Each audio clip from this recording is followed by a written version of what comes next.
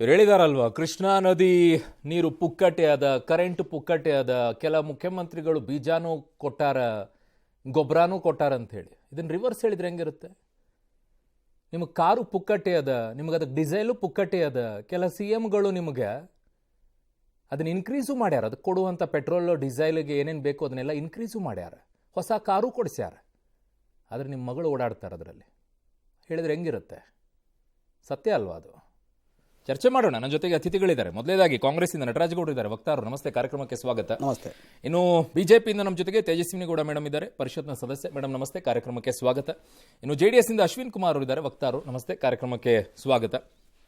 ನಟರಾಜಗೌಡ್ರೆ, ಬ್ರೇನಿಗೂ ಟಂಗಿಗೂ ಲಿಂಕೆ ತಪ್ಪು ಹೋಗಿದೆಯಾ ಕೆಲವರಿಗೆ? ಈಗ ಮಾತಾಡಬೇಕಾದ್ರೆ ಸ್ವಲ್ಪ ಭಾಳ ಎಚ್ಚರಿಕೆಯಿಂದ ಇರಬೇಕು.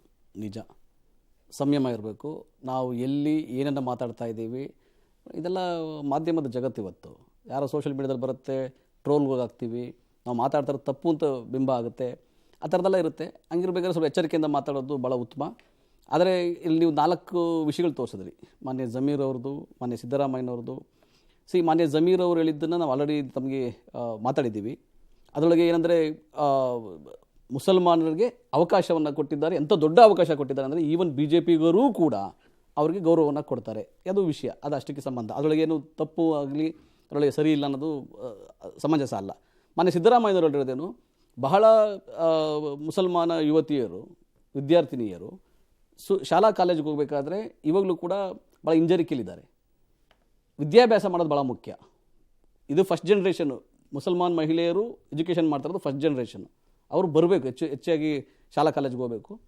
ಆದರೆ ಅವ್ರೇನು ಬುರ್ಕ ಏನು ಹಾಕೊಂಡ್ರೆ ಶಾಲಾ ಕಾಲೇಜುಗಳಿಗೆ ಹೋಗಲ್ಲ, ಹಿಜಾಬ್ ಅನ್ನೋದೊಂದು ಹಾಕೊತಾರೆ. ಅದರೊಳಗೆ ಅಲ್ಲಿ ಎಲ್ಲಿ ರಿಲ್ಯಾಕ್ಸ್ ಮಾಡಲಿಕ್ಕೆ ಸಾಧ್ಯ ಆಗುತ್ತೆ, ಅವ್ರಿಗೆ ಎನ್ಕರೇಜ್ ಮಾಡಿ ಶಾಲೆಗೆ ಹೋಗಬೇಕು, ವಿದ್ಯಾಭ್ಯಾಸ ಮಾಡಬೇಕು, ಅದಕ್ಕೆ ಎಷ್ಟು ಎನ್ಕರೇಜ್ ಮಾಡಲಿಕ್ಕೆ ಸಾಧ್ಯ ಆಗುತ್ತೆ ಅದನ್ನು ಮಾಡಬೇಕಾದ ಉದ್ದೇಶ ಇದೆ. ಹಂಗೆ ಮಾನ್ಯ ಸಿದ್ದರಾಮಯ್ಯನವ್ರದ್ದು ಕೂಡ ಹೇಳಿಕೆಯಲ್ಲಿ ಏನು ತಪ್ಪಿಲ್ಲ. ಆದರೆ ಮಾನ್ಯ ಶಿವಾನಂದ ಪಾಟೀಲ್ ಅವರ ಹೇಳಿಕೆಯಲ್ಲಿ ಅದು ನಾವು ಒಪ್ಪಲ್ಲ. ಯಾಕಂದರೆ ಕಂಡೆಮ್ ಮಾಡಿದ್ದೆ ಯಾರು? ಕೇಳಿ, ನಾನು ಅದನ್ನ ಹೇಳ್ತೀನಲ್ಲ, ಈಗ ಕಂಡಮ್ ಅಂದ್ರೆ ನಾನು ಒಪ್ಪಲ್ಲ ಅಂತ ಅಂದ್ಮೇಲೆ ಮುಖ್ಯಮಂತ್ರಿಗಳು ಕಂಡೆಮ್ ಮಾಡಿದ್ರು. ಈಗ ಮುಖ್ಯಮಂತ್ರಿ ಪರಿಹಾರಕ್ಕಾಗಿ ರೈತರ ಆತ್ಮಹತ್ಯೆ ಮಾಡ್ಕೊಳ್ತಾರೆ ಅಂತ ಇದನ್ನ ಕಂಡೆಮ್ ಮಾಡಿದ್ದೆ. ಈಗ ನಾನು ಹೇಳ್ತೀನಿ, ನಾನು ಕಾಂಗ್ರೆಸ್ ವಕ್ತಾರನ ಕೂತಿದ್ದೀನಿ, ಬರಕ್ಕೋಸ್ಕರ ರೈತರು ನಿರೀಕ್ಷೆ ಮಾಡ್ತಾರೆ ಅನ್ನೋದನ್ನ ಕಂಡೆಮ್ ಮಾಡಿದ್ದೆ ಅವಾಗ. ಈಗ ಅರುಣ್ ಅವರೇ ನೋಡಿ, ಕೇಳ್ರಿ, ಈಗ ರೈತರಂದ್ರೆ ಏನಂತ ಇಟ್ಕೊಂಡಿದ್ದೀರಾ? ವೋಟಿಂಗ್ ಮಾತ್ರ ಬೇಕಾದಾಗ ರೈತರು ವೋಟ್ ಹಾಕಬೇಕು, ನಿಮಗೆ ರೈತರ ಪರವಾಗಿ ಅಂತ ಹೇಳ್ಕೊಂಡು. ಈಗ ಬಿಜೆಪಿ ತರ ನಾವ್ ಯಾರಿಗೂ ಗೋಲಿಬಾರ್ ಮಾಡಿದ್ಯಾರು? ಕೇಳ್ರಿ, ರೈತರ ಮೇಲೆ ಗೋಲಿಬಾರ್ ಮಾಡ್ಸಲ್ಲ ಬಿಜೆಪಿ ತರ. ರೈತರ ಸಾಲ ಮನ್ನಾ ಮಾಡಿ ನಟರಾಜಗೌಡ್ರೆ, ಮಹದಾಯಿ ಹೋರಾಟದಲ್ಲಿ ಒಂದೊಂದು 50 ರೂಪಾಯಿ ಫಿಕ್ಸ್ ಮಾಡಿದ್ದು ನಾನು ನೋಡಿದ್ದೀನಿ. ಮಹದಾಯಿ ವಿಚಾರದಲ್ಲಿ ರೈತರ ಕೇಸ್ಗಳನ್ನ ಒಂದೊಂದು ಫಿಕ್ಸ್ ಮಾಡಿ ರೈತರ ಕೇಸನ್ನ ಅತಿ ಹೆಚ್ಚು ಹಿಂಪಡೆದದ್ದು ನಮ್ಮ ಸರ್ಕಾರ. ಸಿದ್ದರಾಮಯ್ಯ ಸರ್ಕಾರ ಮಾತಾಡಕ್ ಬಿಡಿ. ನೀವು ಯಾರು ಕಂಡೆಮ್ ಮಾಡಿದ್ದಾರೆ? ಮುಖ್ಯಮಂತ್ರಿಗಳು ಕಂಡೆಮ್ ಮಾಡಿದಾರ? ನಿಮ್ಮ 4 ನಿಮಿಷ ಪ್ರಶ್ನೆಗೆ 40 ಸೆಕೆಂಡ್ ಮುಖ್ಯಮಂತ್ರಿಗಳು ಕಂಡೆಮ್ ಮಾಡಿದಾರ?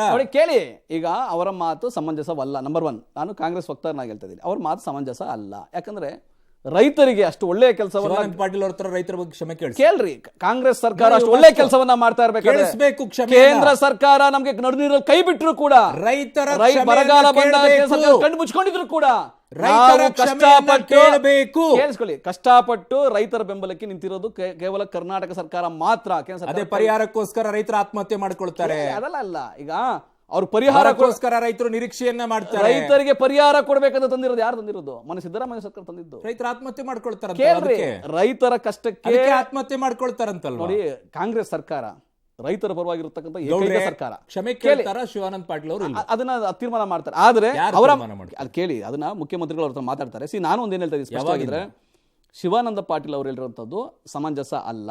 ಒಂದು, ರೈತರು ಅವ್ರ ಯಾವ ಬೇರೆ ವಿಷಯ.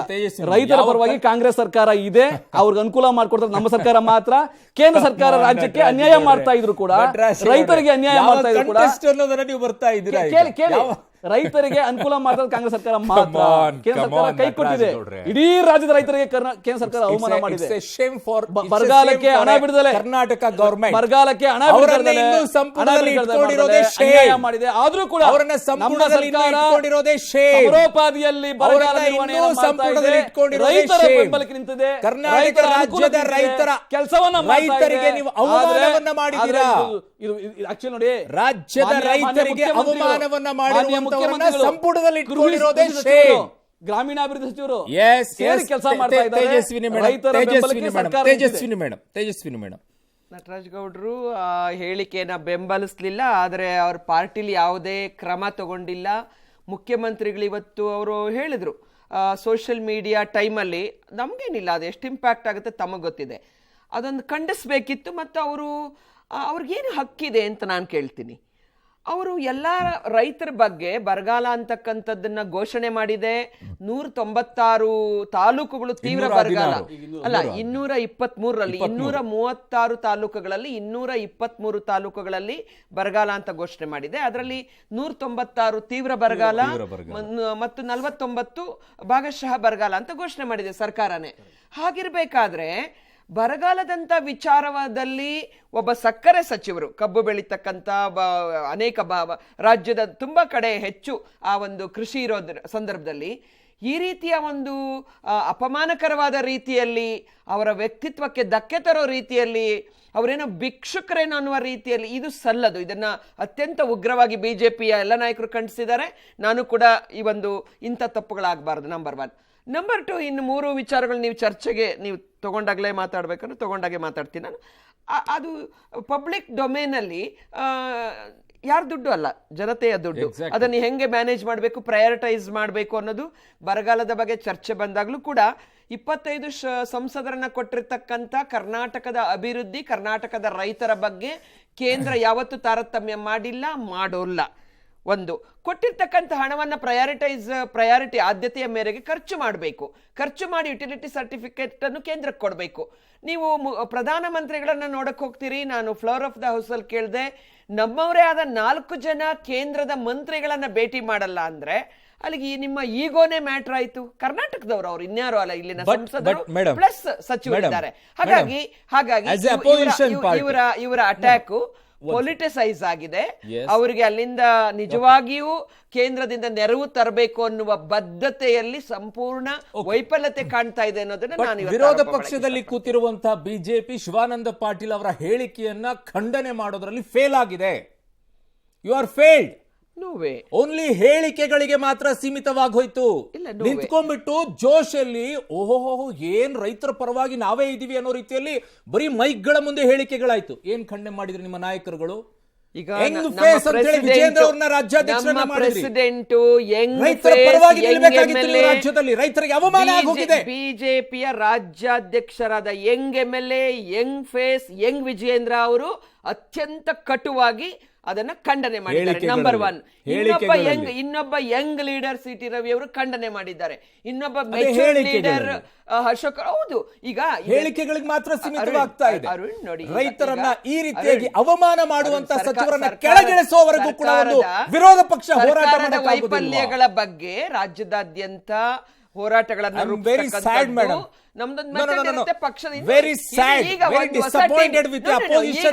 ಟೀಮ್ ಬಂದಿದೆ. ಈಗ ಹೊಸ ಟೀಮ್ ಅನ್ನ ಪಕ್ಷಕ್ಕೆ ಹೊಸ ಟೀಮ್ ಅನ್ನ ಅವರೆಲ್ಲ ಪಕ್ಷದಲ್ಲೇ ಇದ್ದವರು. ಹಾಗೇನಲ್ಲ, ಪೊಸಿಷನ್ಗಳು ಮಾತ್ರ ಹೊಸದಿರಬಹುದು. ಹೊಸ ಟೀಮ್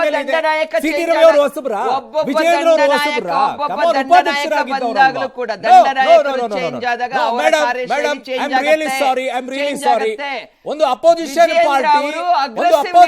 ಪಾರ್ಟಿ ಯಾವ ರೀತಿಯಾಗಿ ಅಗ್ರೆಸಿವ್ ಆಗಿರಬೇಕಾಗಿತ್ತು ಈ ವಿಚಾರದಲ್ಲಿ ಅಂತಂದ್ರೆ ಬೆಳಗಾವಿನಲ್ಲಿ ನಾವು ಮಾಡಿದೀವಿ. 30,000 ಜನರನ್ನು ಸೇರಿಸಿ ವಿಜೇಂದ್ರ ಅವರ ನೇತೃತ್ವದಲ್ಲಿ ನಮ್ಮ ವಿರೋಧ ಪಕ್ಷವಾಗಿ ಬೆಳಗಾವಿನಲ್ಲಿ ಮಾಡಿದ್ದಾರೆ. ಕೂಡ ಮಾಡಿದ್ದಾರೆ. ಯಾಕೆ ಅಂತಂದ್ರೆ ಶಿವಾನಂದ ಪಾಟೀಲ್ ಅವರು ಕಾಲಿಡಬಾರ್ದಿತ್ತು ಆಚೆಗೆ. ಆ ರೀತಿಯಾಗಿ ಪ್ರೊಟೆಸ್ಟ್ ಆಗಬೇಕಾಗಿತ್ತು. ಸಚಿವರಾಗಿ ಮುಂದುವರಿಬಾರ್ದಾಗಿತ್ತು. ಆ ರೀತಿಯಾಗಿ ಪ್ರೊಟೆಸ್ಟ್ ಆಗಬೇಕಾಗಿತ್ತು. ನಾನು ಪ್ರೊಟೆಸ್ಟಿಗೆ ಕುಮ್ಮಕ್ ಕೊಡ್ತಾ ಇಲ್ಲ. ನಾನು ರೈತರ ವಿಚಾರದಲ್ಲಿ ಬೀದಿಯಲ್ಲಿ ನಿಂತ್ಕೊಂಡು ಈ ರೀತಿಯಾಗಿ ಬಾಯಿಗೆ ಬಂದಾಗ ಮಾತನಾಡುವಂತ ಸಚಿವರನ್ನ ಕ್ಯಾಬಿನೆಟ್ ನಲ್ಲಿ ಇಟ್ಟಿದಾರಲ್ಲ, ಕಿತ್ತು ಬಿಸಾಕುವವರೆಗೂ ಕೂಡ ನಿಲ್ಬೇಕಾಗಿತ್ತು. ಯಾರಾದ್ರೂ ಪರಿಹಾರ ಪರಿಹಾರ